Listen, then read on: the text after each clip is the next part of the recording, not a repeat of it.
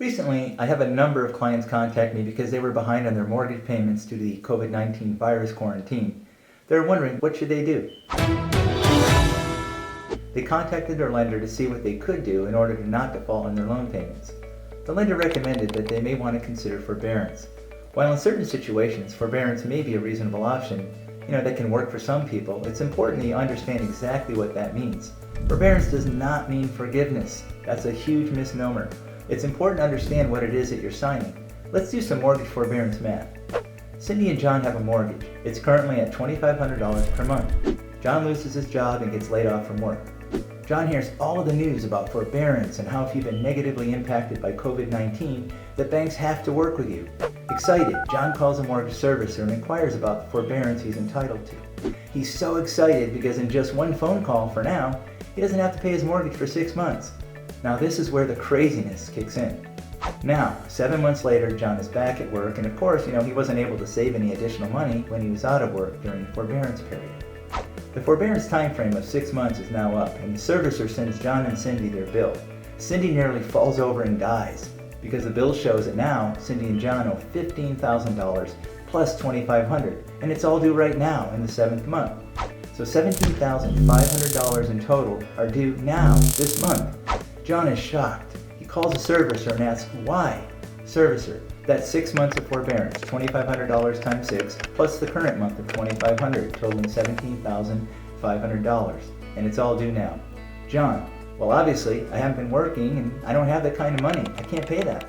Is there anything else I can do? Can we renegotiate? Servicer, sure, we'll spread that $15,000 over 12 months. John, great, thanks so much. How does that work? Servicer, that will be $3,750 a month for the next 12 months. John, what? I don't understand, why? Servicer, $15,000 divided by 12 months is $1,250. So you take the $1,250, you add it to your current payment of $2,500, and now you've got $3,750 as your new mortgage payment, just for the next 12 months.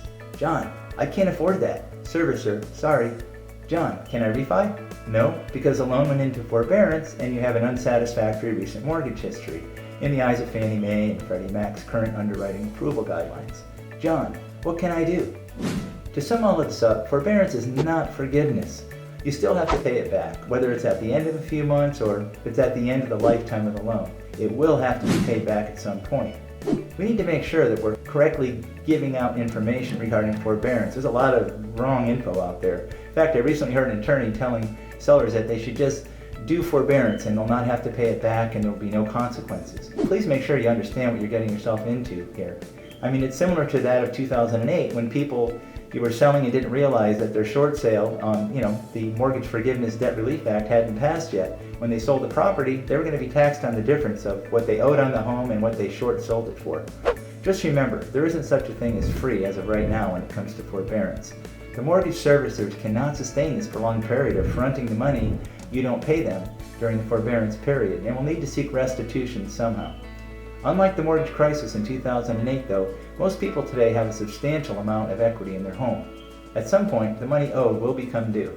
Mortgage interest rates will likely be low for the majority of 2020, so don't allow media headlines or bad information to cloud your judgment and take you down the wrong path.